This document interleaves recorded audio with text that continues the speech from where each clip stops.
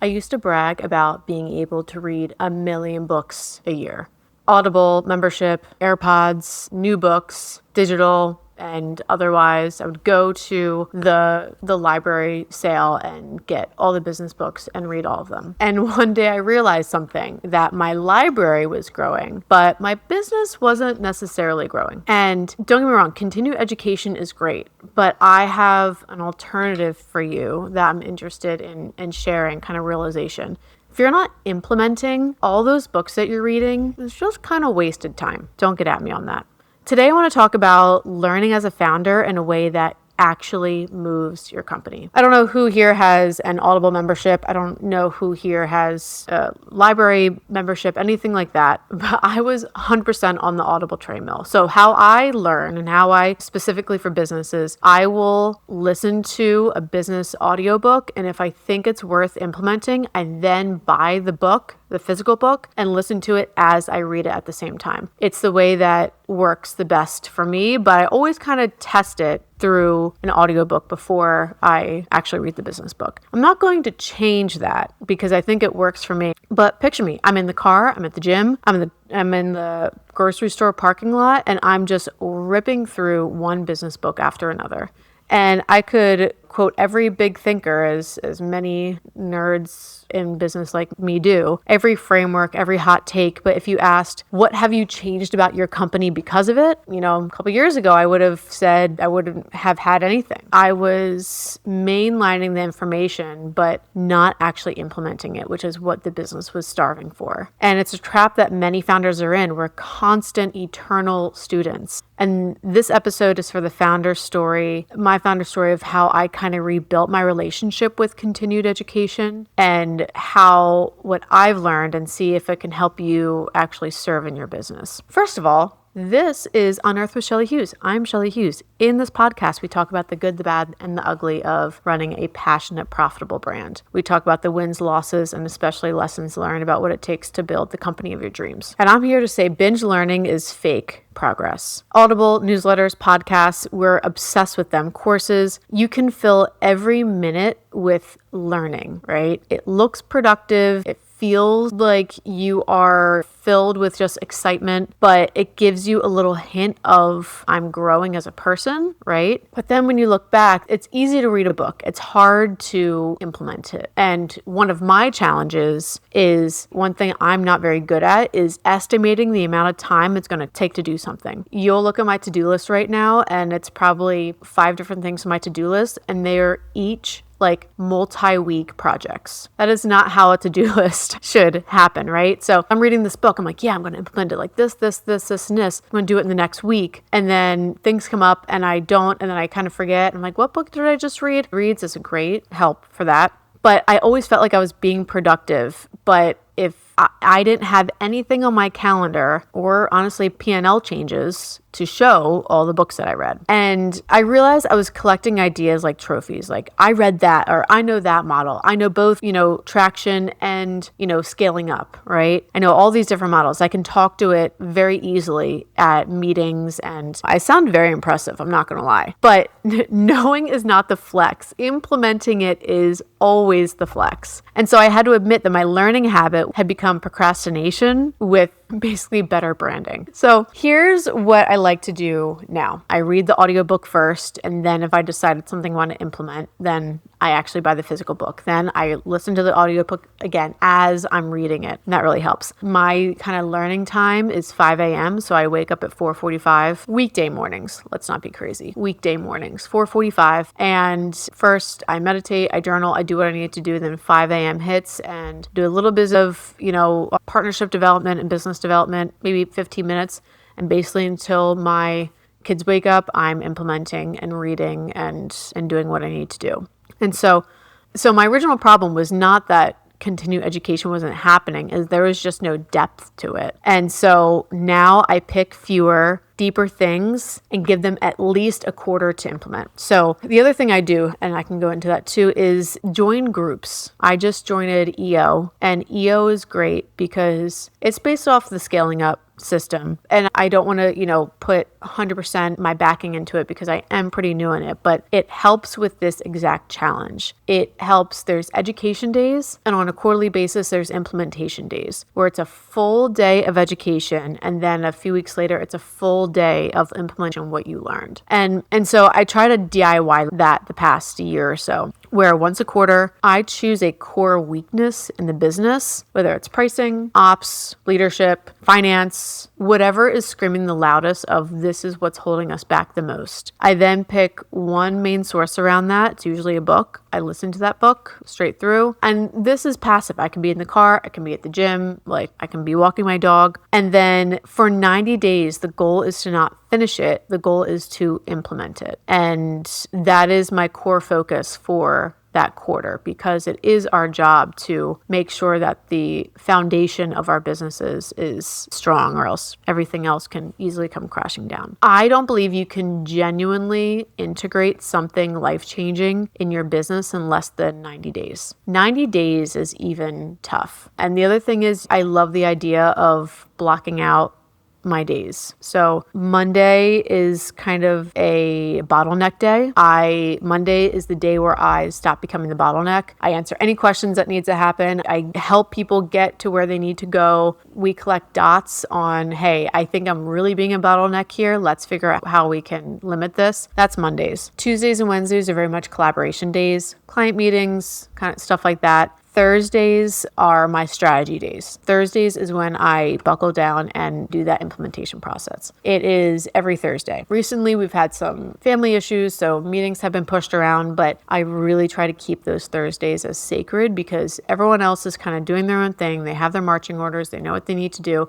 And it is just my day where no one's in the office and I can just focus and work. And in addition, like I said, I have that 5 a.m. time that really, I feel like I can't do a lot of deep thinking during that time. So that's a lot of my reading time. It's a lot of that regurgitation time, planning time, that kind of thing. But my implementation time are those Thursdays. If it's worth learning, it's worth slowing down enough to change how you actually operate in your business. And that is the biggest thing that I have learned about myself that I'm actively trying to perfect. I did not go to business school. I know many entrepreneurs did not go to business school. So like EO, I treat the right events, the right cohorts, honestly, people I follow on LinkedIn and Instagram, I treat books, I treat those as my MBA. A good friend of mine, Kenny Straub, he owns Cork and Candles, a scent bar. And he said the same thing. He was a business major, but he didn't take any marketing classes because he's like, I know that marketing is going to change, number one. Number two, I want to be able to learn from the best out there instead of the teachers who maybe were part of an agency 12 years ago at school. And so it's like figuring out what is going to be the most important way to kind of DIY your MBA or your marketing degree. So the other thing I'm doing this year is I joined Vanto Group's Forward from the Future cohort. It's a full year leadership, communication, and organizational dynamics cohort. And with them, they are really kind of getting into the leadership element of, okay, I'm learning all these things. How am I going to communicate that? Because I feel like if as a leader, you don't work on what is really happening inside you and inside your brain, then everything else is going to be much slower to implement, much less effective and less impactful once you try to put all this out of your mouth. And these are not how to start a business rooms. I and many of you are way past that. These are rooms that sharpen how you think, how you decide, and how to run a 10 to 50 million $+ company. And that's the other thing too. One thing I learned about networking is proximity, right? Jesse Itzler actually just posted about this, and I preach it for sure, is you have to be in the right rooms. You have to figure out what pond you're fishing in. And so, Jesse mentioned in his post the other day that, when he was starting his networking endeavors, a friend of his told him to go to the Beverly Hills Hotel. And you sit in the Beverly Hills Hotel and order a cheap salad. And that's a mogul. That's a president of a $500 million company. Those are NBA stars. That's an award-winning actress, right? It's just being in those rooms. And I feel like joining these cohorts, I'm also part of the CEO Access cohort for the Philadelphia Chamber of Commerce. That's where, CEOs from large companies and CEOs from small companies kind of partner to learn from each other. And then there's a big, everyone's in a cohort together as well. So it's just putting yourself in the right rooms of people that you want to learn from and people that are going to keep you accountable. So the rule of thumb for me is if the event is teaching me things that I could have Googled in year one, it's most likely going to be the wrong room. The other rule of thumb I have is the room must be filled with high vibration people. I was told, it was probably sometime last year, I was told that I really needed to go to this luncheon. It's a women's luncheon, and which I don't usually go to things like that, but I was told it's great, it's wonderful, you should go to it. I went to it, and I have to say it was one of the lowest vibration rooms I've ever been in. Each person stood up and introduced themselves and their company. It was all women, and man, if I could have just sat a little bit closer to that exit, I would have went straight to my car. And it's so unfortunate, right? It's like these women were reading from their phones or reading from their piece of paper about who they are and what they do, and it was just incredibly unengaging. And so I'm like, okay, this is now my hard stop. If this room is filled with low vibration people, low confidence people, I do not spend time in that room. And it's not to say that those women aren't supporting each other. I just couldn't support them and they couldn't support me. So 2 rules of thumb. If it's something I could have Googled year one, then I'm not in that room. And 2, I have to make sure that the people in that room are high vibration people that have a vision and know what they want and have been put years and smart years to get there. And then it's like how to actually use these events, right? You have to treat them like work, not a field trip, of course. It's not just, it's not just shaking hands. It's not just staying with the people on your team, right? So after I go to an event or whatever it is, I block a few hours that next day for download time. And that to me is a non-negotiable. You can go, again, same with reading a million books. You can go to a million events, but if you don't do the work to implement what you got out of that event, then it's a wasted time. So I do this in a few different ways. If it's an education event, I have blocked out time the very next day to look at my notes, to figure out, okay, what am I going to implement? What am I not? What did I learn that kind of stung a little? Where do I see gaps in my company? What are the 1 to 3 things we'll do differently in the next 30 to 90 days? And then figure out a communications plan from that to my team. And this is not about, and I feel like this is kind of gets in the way a little bit, but this is not about chasing shiny objects. This is about really picking the 1 or 2 things that's just going to get you 1% closer to where you want to be. In addition to that, you decide who in my team needs to hear this and own a piece of it. It's like, from the scaling up perspective, who's owning specific line items in your company, right? Without that digestion time for learning, events always become pretty much inspiration porn, right? It's like you come home, you're fired up, you're so excited from the event, like that changed my life. And then Monday slaps you in the face and nothing changes. In addition, what I like to do with events like this is the people. So I send a voice memo to our director of operations and basically on my drive home or whatever. And I say, this is the people I met. This is what we talked about. This is what I want to do next steps, so that, because she helps me with, making sure that I'm spending my time really wisely. I send it to my executive assistant as well. And they help me say, okay, these are the follow-ups that you should make. It's like, how do you, because we all have a million business cards on our desk.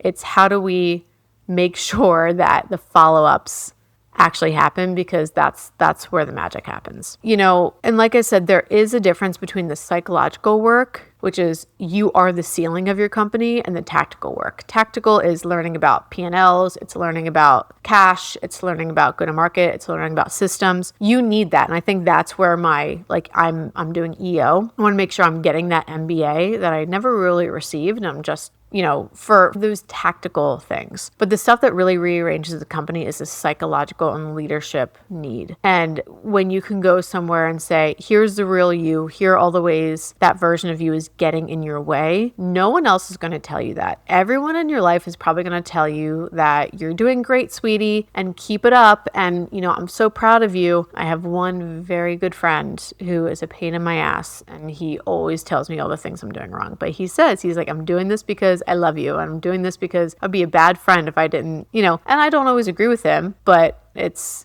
going to leadership events like that is really great because it forces you to look introspectively on yourself and what you have to work on as a leader. And that's what Vanto Group is doing for me for the Forward from the Future events. It's like holding up a mirror to every default pattern. It's every exercise and every story that you kind of tell yourself versus facts in front of you. I had a meeting with him the other day and I was like, I need you to send me that quote, and I'm going to pull it up right now. He said, their big thing is forward from the future, right? Their big thing is really focusing on what you're going to do in the future versus reacting to the past. And this was a quote that we got that really impacted me, is that most people let the past shape the future. Few invent a future and act today actually in service of it, informed by the past, but not limited by it. So what that means is every time we're ready to make a next leap in our business or our lives or wherever, we have to start with a blank canvas. We have to start with, we can't be limited to what happened in the past or the stories we tell ourselves, right? We have to start with a blank canvas and just say, we are limitless, right? We're learning from the past for sure. But it's little things not little at all, but it's things like that I really appreciated from events like from Vanto Group.